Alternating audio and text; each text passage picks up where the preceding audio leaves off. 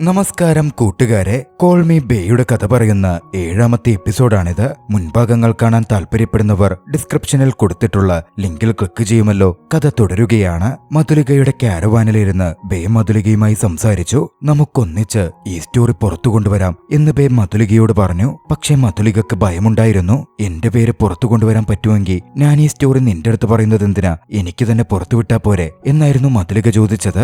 എന്തിനാ ഇങ്ങനെ ഭയപ്പെടുന്നേ എന്ന തരത്തിൽ ബേ ചോദിച്ചപ്പോ പബ്ലിക് ഷെയ്മിങ്ങിനെ പറ്റി നിനക്കെന്തറിയാം എന്നായിരുന്നു മധുലിക ചോദിച്ചത്. അതിനെപ്പറ്റിയൊക്കെ എനിക്ക് നന്നായിട്ടറിയാം. എന്റെ സ്റ്റോറി മറ്റൊരിക്കൽ ഞാൻ പറഞ്ഞു തരാം. അയാൾ എന്തുവെച്ചാ നിങ്ങളെ ബ്ലാക്ക്മെയിൽ ചെയ്തുകൊണ്ടിരിക്കുന്നത് എന്ന് ബേ തിരക്കി. തനിക്കത് പറയാൻ പറ്റില്ല എന്നായിരുന്നു മധുലിക പറഞ്ഞത്. ബേ പിന്നാലെ മധുലികയെ ആശ്വസിപ്പിച്ചു. സഹോദരിമാരെ പോലെ നമ്മൾ ഒന്നിച്ചു നിൽക്കേണ്ട സമയമാണെന്നും എന്നോട് ധൈര്യമായി പറയാമെന്നും ബേ മധുലികയെ പറഞ്ഞു വിശ്വസിപ്പിച്ചു. ഒടുവിൽ മധുലിക ആ സത്യം വെളിപ്പെടുത്തി. മധുലിക സിനിമയിൽ വരുമ്പോ ആദ്യകാലത്ത് ഫേമസ് ആവുന്നതിന് മുമ്പ് ഒരു അഡൾട്ട് ഫിലിമിൽ അഭിനയിച്ചിരുന്നു. എന്റെ കൗമാരദാഹങ്ങൾ എന്നായിരുന്നു സിനിമയുടെ പേര്. അന്ന് മധുലികയ്ക്ക് വെറും 17 വയസ്സായിരുന്നു പ്രായം. പക്ഷെ അത് പുറത്ത് അത്ര ശ്രദ്ധ നേടിയൊന്നുമില്ല.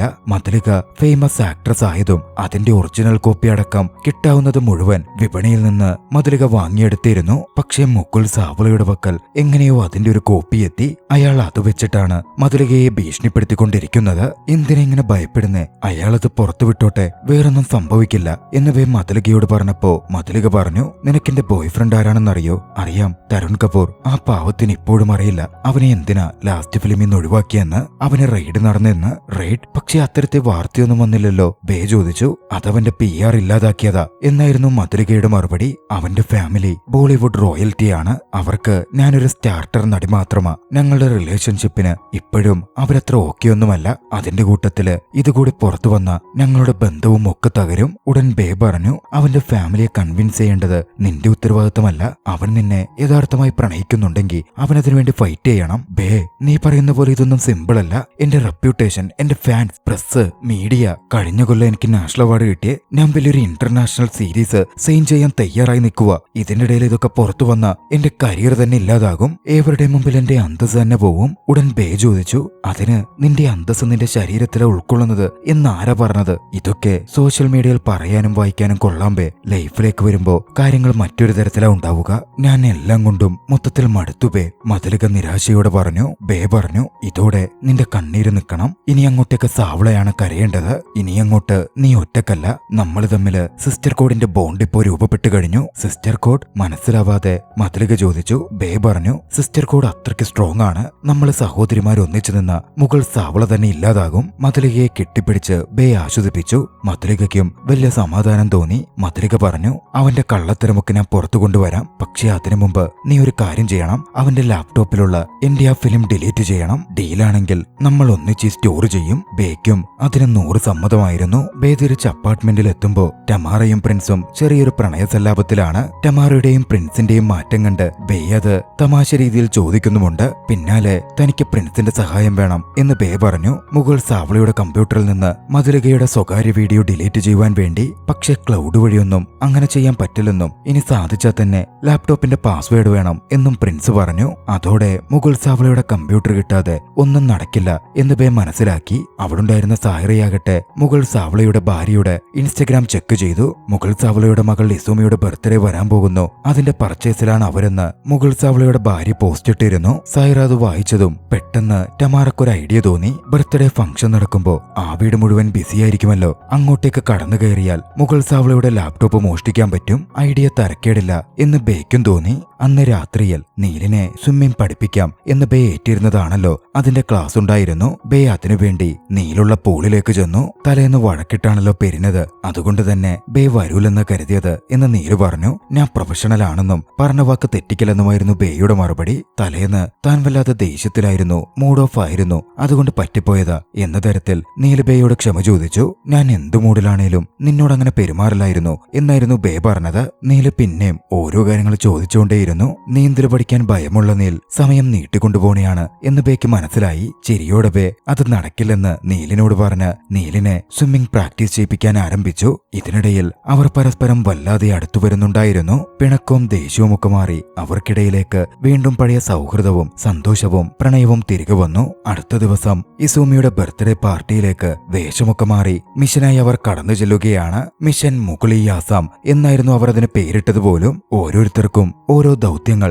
ആദ്യമേ അവർ പ്ലാൻ ചെയ്തിരുന്നു. ചെന്നപാടെ ബേ കണ്ടത് മുഗൾ സാവ്ലയുടെ ഭാര്യ മിതാലിയായിരുന്നു. മിതാലിയോട് വലിയ പരിചയഭാവത്തിൽ അടുപ്പം കാണിക്കാനൊക്കെ ബേ ശ്രമിച്ചു. പിന്നാലെ ഇസൂമി എവിടെയാ എന്ന് ചോദിച്ച് ഇസൂമിയെ മനസ്സിലാക്കി. ഹാരി പോട്ടറുടെ വേഷത്തിലായിരുന്നു ഇസൂമി ഉണ്ടായിരുന്നത്. പക്ഷേ ഇസൂമിക്കാണെങ്കിൽ മറ്റു കുട്ടികളും അതേ വേഷത്തിൽ വന്നതുകൊണ്ട് വലിയ ദേഷ്യവുമായിരുന്നു. പിന്നീട് ഇസൂമിയോട് ബേ സംസാരിക്കാൻ ശ്രമിച്ചു. ഇസൂമിയാണെങ്കിൽ ഒരു തരത്തിലും അടുക്കുന്നില്ല. ഒടുവിൽ ഇസൂമിയുടെ ദേഷ്യത്തിന്റെ കാരണം തന്റെ അതേ കോസ്റ്റ്യൂമിൽ മറ്റു കുട്ടികളുള്ളതാണ് എന്ന് ബേ മനസ്സിലാക്കി. ഇനി വേറെ കോസ്റ്റ്യൂം ധരിക്കാനും സമയമില്ല എന്ന് ഇസൂമി വിഷമിച്ചു നിൽക്കെ ബേക്ക് ഒരു ഐഡിയ തോന്നി. സ്റ്റീവ് ജോബ്സിന്റെ വേഷം കിട്ടിയാലോ എന്ന തരത്തിൽ ബേ ഇസൂമിയോട് ചോദിച്ചു. ഇസൂമിക്കും അതിന് സമ്മതമായിരുന്നു. പക്ഷെ ഒരു ലാപ്ടോപ്പ് വേണമല്ലോ എന്ന് ബേ പറഞ്ഞതും പപ്പയുടെ ലാപ്ടോപ്പ് ഉണ്ട്, അതെടുക്കാം എന്ന തരത്തിൽ ഇസൂമി പറഞ്ഞു. രോഗി ഇച്ഛിച്ചതും വൈദ്യം കൽപ്പിച്ചതും പാല് തന്നെ. അങ്ങനെ ഇസൂമിയെ അണിയിച്ചൊരുക്കാൻ എന്ന മാതിരി ബേ സുഖമായി അവരുടെ വീടിനുള്ളിൽ കടന്നു. മുകളിലേക്ക് ചെന്ന് ബേ മുകുൾ സാവ്ലയുടെ ഓഫീസിൽ കയറി. അപ്പോഴേക്കും താൻ ഡ്രസ്സ് മാറി വേഗം വരാം എന്ന് പറഞ്ഞ് ഇസൂമി തന്റെ മുറിയിലേക്ക് പോയിരുന്നു. കിട്ടിയ അവസരത്തിൽ ബേ അവിടെ ലാപ്ടോപ്പ് തിരയാൻ ആരംഭിച്ചു. ഇതേ സമയമാണ് പുറത്തേക്ക് മുഗൾ സവള വന്നെത്തുന്നത്. മുഗൾ സവള മുകളിൽ ഓഫീസിലേക്ക് കയറിയാൽ പണി മൊത്തം പാളുമല്ലോ. മുഗൾ സവള പുറത്തെത്തി എന്ന നിർദ്ദേശവും ബേക്ക് വന്നു. മുഗൾ സവളയെ തടഞ്ഞു നിർത്താൻ ടീം ഏൽപ്പിച്ചിരുന്നത് ദൗത്യമുണ്ടായിരുന്നത് സൈറ അലിക്കായിരുന്നു. സെർവറുടെ വേഷത്തിലുണ്ടായിരുന്ന സൈറ അലി മുഗൾ സവളയുടെ മുമ്പിൽ ചെന്ന് പഞ്ചാര രീതിയിലൊക്കെ സംസാരിച്ച് മുഗൾ സവളയെ പിടിച്ചു നിർത്താനുള്ള ശ്രമം ആരംഭിച്ചു. തന്നെ പേഴ്സണലായി വിളിക്കാമോ എന്ന് പറഞ്ഞ് തന്റെ പേഴ്സണൽ നമ്പർ മുഗൾ സവള സൈറ അലിക്ക് കൊടുക്കാൻ പോകുമ്പോ സൈറയ്ക്ക് ബെറ്റിംഗ് ഏജന്റിൽ നിന്നും കോൾ വരികയാണ്. ആ ടെംപ്റ്റേഷൻ തടഞ്ഞു നിർത്താൻ സൈറയ്ക്ക് പറ്റുമായിരുന്നില്ല. ഒരു മിനിറ്റ് എന്ന് പറഞ്ഞ് സൈറ മാറി നിന്ന് ആ കോൾ എടുത്തു. അപ്പോഴേക്കും സ്റ്റീവ് ജോബ്സിനെ പോലെ ഡ്രസ്സ് മാറി ലാപ്ടോപ്പും കയ്യിൽ പിടിച്ച് ഇസൂമി ബേയുടെ മുമ്പിലേക്ക് വന്നു നിന്നു. ലാപ്ടോപ്പ് തിരഞ്ഞിട്ട് കിട്ടാതെ നിരാശയിൽ നിന്ന ബേക്ക് ഇസൂമിയുടെ കയ്യിൽ ലാപ്ടോപ്പ് കണ്ടതും ആശ്വാസം തോന്നി. അതാണ് പപ്പയുടെ ലാപ്ടോപ്പ് എന്നവൾ പറയുകയും ചെയ്തു. ഇസൂമിയോട് ബേ നൈസായിട്ട് ലാപ്ടോപ്പിന്റെ പാസ്വേഡ് ചോദിച്ചപ്പോ പാസ്വേഡ് തനിക്ക് അറിയാമായിരുന്നു, ഇപ്പോ അറിയില്ലെന്നായിരുന്നു ഇസൂമി പറഞ്ഞത്. പക്ഷേ ഇസൂമിയുടെ ഫിംഗർ പ്രിന്റ് വെച്ചും ആ ലാപ്ടോപ്പ് ഓപ്പൺ ആക്കാമായിരുന്നു. ഇസൂമി ഓപ്പൺ ചെയ്ത ലാപ്ടോപ്പ് ബേക്ക് കൊടുത്തു. ഇസൂമി അവിടെ നിന്നാൽ ബേയുടെ പരിപാടി നടക്കില്ല. പെട്ടെന്നൊരു ഐഡിയ ബേക്ക് തോന്നി. താടി വരയ്ക്കാൻ സ്കെച്ച് പെൻ ഉണ്ടോ എന്ന തരത്തിൽ ബേ ചോദിച്ചതും തന്റെ മുറിയിലുണ്ടെന്ന് പറഞ്ഞ് അതെടുക്കുവാൻ ഇസൂമി മുറിയിലേക്ക് ഓടി. ആ തക്കത്തിന് ബേ മുകുൾ സവളയുടെ ലാപ്ടോപ്പിലെ ഡാറ്റ മുഴുവൻ പരിശോധിക്കാൻ ആരംഭിച്ചു. മറുവശത്ത് ബെറ്റിംഗ് വ്യക്തിയുമായി സൈറ സംസാരിച്ചുകൊണ്ടേയിരിക്കുവാണ്. മുകുൾ സവള സൈറയ്ക്ക് വേണ്ടി കുറച്ച് കാത്തുനിന്നെങ്കിലും സൈറ ഇങ്ങനെ സംസാരിച്ചിരിക്കുന്ന കണ്ടതും അസ്വസ്ഥനായ അയാൾ മുകളിലേക്ക് വീടിനകത്തേക്ക് കയറിപ്പോവാൻ തുനിഞ്ഞു. അവിടെ സെക്യൂരിറ്റി ഗാർഡിനെ പോലെ ഉണ്ടായിരുന്ന പ്രിൻസ് മുകുൾ സവളയെ തടയാൻ ശ്രമിച്ചു. പക്ഷെ താൻ ആരാണെന്ന് അറിയാമോ എന്ന തരത്തിൽ ചോദിച്ച മുകുൾ സവള തന്റെ ബോഡി ഗാർഡ്സിനെ ഉപയോഗിച്ച് പ്രിൻസിനെ അവിടെ നിന്ന് മാറ്റി ശേഷം വീടിനകത്തേക്ക് കയറിപ്പോവാൻ ആരംഭിച്ചു. ഈ സമയമൊക്കെ ബേ മുകുൾ സവളയുടെ ലാപ്ടോപ്പ് അരിച്ചു പറക്കുകയാണ്. പക്ഷെ ഒന്നും കിട്ടുന്നുണ്ടായിരുന്നില്ല. ബ്ലൂടൂത്തിലൂടെ പ്രിൻസിനോടും മറ്റും ബേ അത് പറഞ്ഞതും മുകുൾ സവള അകത്തേക്ക് വരുന്നുണ്ട്. മിഷൻ അബോർട്ട് ചെയ്തോ എന്നവർ ബേക്ക് നിർദ്ദേശം കൊടുത്തു. പക്ഷേ മതിലുകയുടെ പേരിൽ മതിലുകയുടെ ബുക്കിംഗും മതിലുകയെ പോകുന്നയിടവും സംസാരവും ഒക്കെ അടക്കം ഒരു ഫോൾഡർ ഉണ്ടായിരുന്നു. അതുപോലെ ആ ലാപ്ടോപ്പിനുള്ളിൽ നിരവധി ആൾക്കാരുടെ വ്യക്തി വിവരങ്ങൾ സൂക്ഷിക്കപ്പെട്ടിരുന്നു. വാട്സപ്പ് ചാറ്റുകൾ അടക്കം. ബേ അതിന്റെയൊക്കെ ഫോട്ടോ തന്റെ ഫോൺ ഉപയോഗിച്ചെടുത്തു. അതിലെ മെയില് പരിശോധിക്കുമ്പോൾ സെന്റോറസിൽ നിന്ന് മുഗൾ സാവളയ്ക്കും മെയിലുകൾ വന്നിരിക്കുന്നത് ബേയുടെ ശ്രദ്ധയിൽപ്പെട്ടു. എസ്എസിന്റെ കമ്പ്യൂട്ടറിലും സെന്റോറസിൽ നിന്ന് മെയിൽ വരാറുണ്ടല്ലോ. അക്കാര്യം പെട്ടെന്ന് അവൾ ഓർത്തു. മുഗൾ സാവള മുകളിലേക്ക് കയറിപ്പോകുന്നു എന്നറിഞ്ഞ മറ്റുള്ളവർ ബേയോടൊക്കെ അബോർട്ട് ചെയ്ത് പോരാൻ പറഞ്ഞുകൊണ്ടിരിക്കുവായിരുന്നു. ബേക്കാണെങ്കിൽ അതിന് പറ്റുന്നില്ല. ഒടുവിൽ ആ ലാപ്ടോപ്പ് മോഷ്ടിച്ചു കൊണ്ടുവരാണ് എന്ന് പറഞ്ഞ ലാപ്ടോപ്പ് അടച്ച് ബേ എഴുന്നേറ്റതും മുഗൾ സവളേത റൂമിലേക്ക് കയറി വരുന്നു. ബേ ഒന്ന് ഷോക്കായിരുന്നു. ബേയെ കണ്ടതും ആരാ, എന്താ ഇവിടെ എന്നൊക്കെ മുഗൾ സവള ചോദിച്ചു. ഒന്ന് പാനിക്കായെങ്കിലും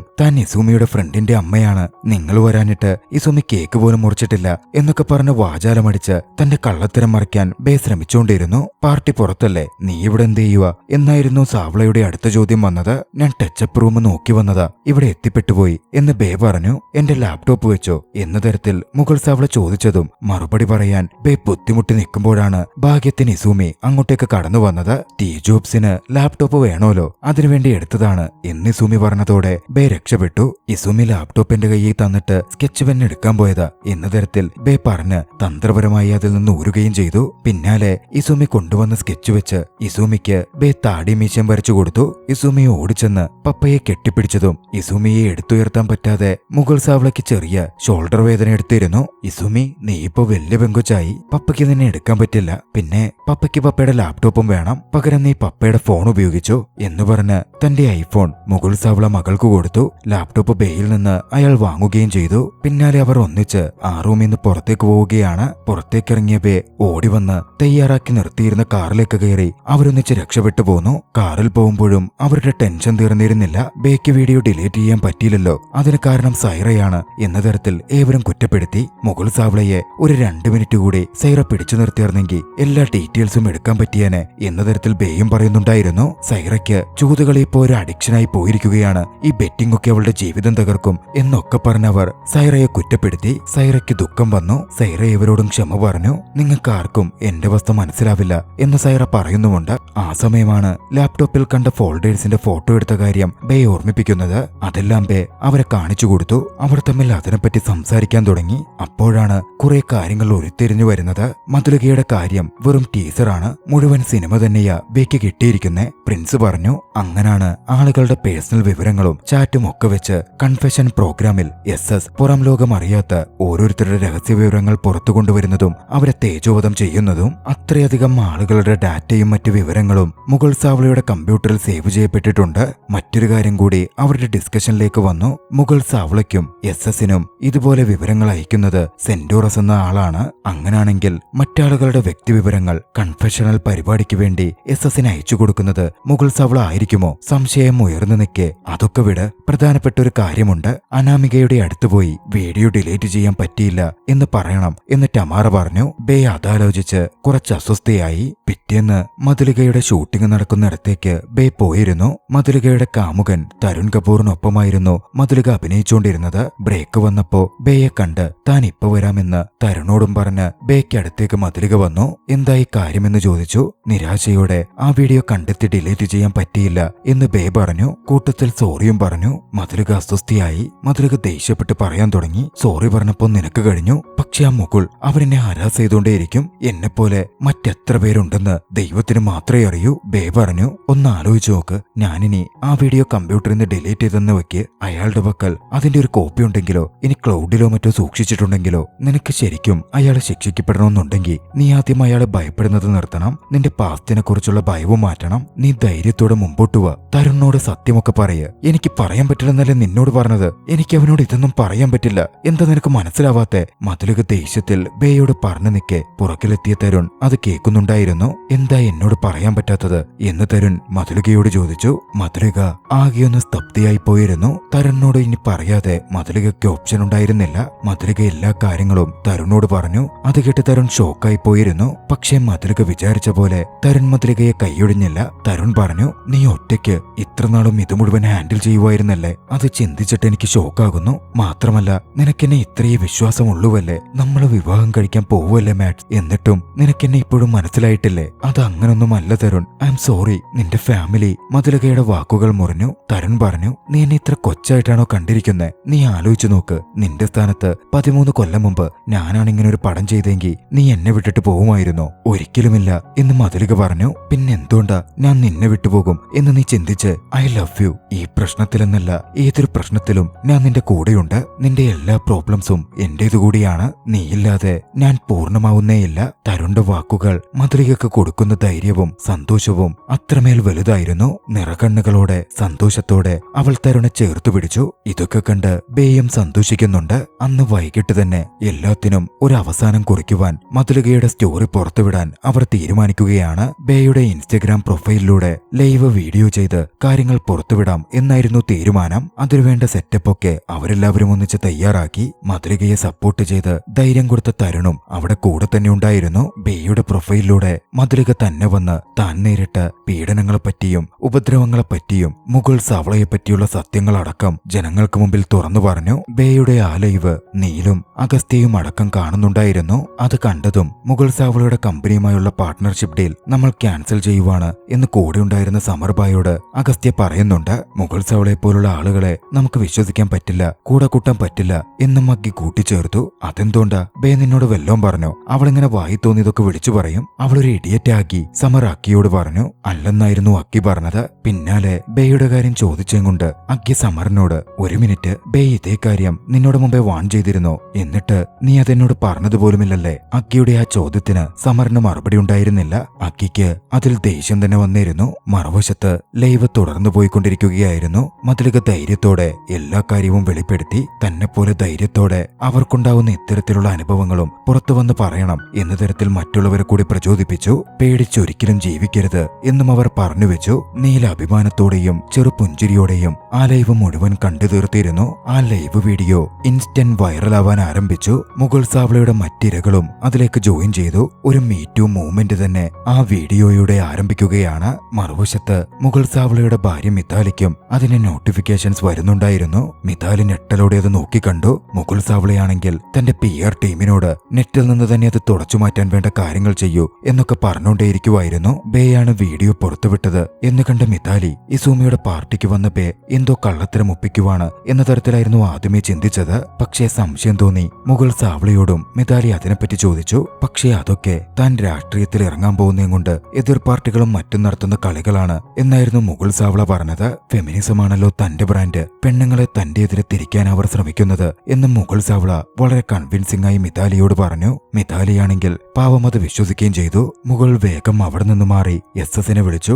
SS-നടുക്കൽ, ഈ പെണ്ണിനെ നിനക്കറിയാമോ? എന്താ സംഭവിക്കുന്നത് എന്ന് ചോദിച്ചു. എന്റെ കമ്പനിയിൽ തന്നെയാ വർക്ക് ചെയ്യുന്നത്, ഇത് നമുക്ക് ഡീൽ ചെയ്യാം എന്നായിരുന്നു SS-ന്റെ മറുപടി. പിന്നാലെ മുഗൾ സാവള SS-നെ വീട്ടിലേക്ക് വിളിച്ചു വരുത്തിയിരുന്നു. ദേഷ്യത്തിലായിരുന്ന മുഗൾ സാവള SS-നോട് ചോദിച്ചു, നിനക്ക് വേണ്ടി എന്തൊക്കെയാ ഞാൻ ചെയ്തതെന്ന്, എന്നിട്ട് ഇതാണോ എനിക്ക് തിരിച്ചു തരുന്നത്? മുഗൾ, നീ ഒന്ന് സമാധാനപ്പെട്. പണ്ട് അവള് വലിയൊരു സോഷ്യലൈറ്റ് ആയിരുന്നു. അവളുടെ വീട്ടിൽ നിന്ന് വരെ അവളെ പുറത്താക്കിയതാ. അവളെ കൊണ്ടൊന്നും ഒരു ഉപദ്രവവും ഉണ്ടാവില്ല. സത്യജിത്ത് അവളുടെ ക്രെഡിബിലിറ്റി മുഴുവനായും നശിപ്പിക്കണം. നിനക്ക് മനസ്സിലാവുന്നുണ്ടോ? മുഗൾ സാവള ഗൗരവത്തിൽ പറഞ്ഞു. സത്യജിത്ത് അതേ എന്ന് തലകുലുക്കി. ചായ കുടിക്കാൻ പറഞ്ഞപ്പോ വേണ്ടെന്നും പുലർച്ചെയായ പത്രക്കാരുടെയും മീഡിയ സംഘവും വന്നെത്തുമെന്നും എന്നിവിടെ കണ്ട പ്രശ്നമാവും എന്നും പറഞ്ഞ് സത്യജിത്ത് പോവാൻ തുടങ്ങി. SS-നെ വിളിച്ചു നിർത്തി മുഗൾ സാവള പറഞ്ഞു, സത്യജിത്ത്, ഈ പെണ്ണ് കാരണമാ നീ ഇപ്പൊ ഈ വാലും മടക്കി ഇവിടെ നിന്ന് ഓടുന്നത്. നീ ചിന്തിക്കുന്ന പോലെ അവളൊരു ഉപദ്രവകാരി അല്ലെന്ന് നിനക്കിപ്പോ തോന്നുന്നുണ്ടോ? SS കൺഫ്യൂഷനോടെ ഒരു നിമിഷം ചിന്തിച്ചു നിന്നു. ശേഷം മുഗൾ സാവളയുടെ വീട്ടിൽ നിന്ന് പുറത്തേക്കിറങ്ങി. SS പുറത്തേക്ക് ഇറങ്ങുമ്പോൾ തന്നെ മീഡിയ സംഘം അങ്ങോട്ടേക്ക് പാഞ്ഞെടുക്കുന്നുണ്ടായിരുന്നു. എന്ത് ചെയ്യുമെന്നറിയാതെ മുഗൾ സാവളയും വല്ലാതെ കൺഫ്യൂഷനായി നിന്നു. ബേക്കിനി എന്താണ് സംഭവിക്കാൻ പോകുന്നത്? ബേയുടെ ജീവിതത്തെ ഈ വാർത്ത എങ്ങനെ ബാധിക്കും? തുടർന്ന് കാണുവാൻ ഡിസ്ക്രിപ്ഷനിലെ ലിങ്കിൽ ക്ലിക്ക് ചെയ്യുക. വീഡിയോ ഇഷ്ടമായെങ്കിൽ ലൈക്ക് ചെയ്യുക. അഭിപ്രായങ്ങളും നിർദ്ദേശങ്ങളും കമന്റുകളിൽ രേഖപ്പെടുത്തുക. കഴിയുമെങ്കിൽ ചാനൽ സബ്സ്ക്രൈബ് ചെയ്തും കൂട്ടുകാർക്ക് ഷെയർ ചെയ്തു കൊടുത്തും ഞങ്ങളെ സപ്പോർട്ട് ചെയ്യുക. വീണ്ടും കണ്ടുമുട്ടാം. അതുവരെ ബൈ.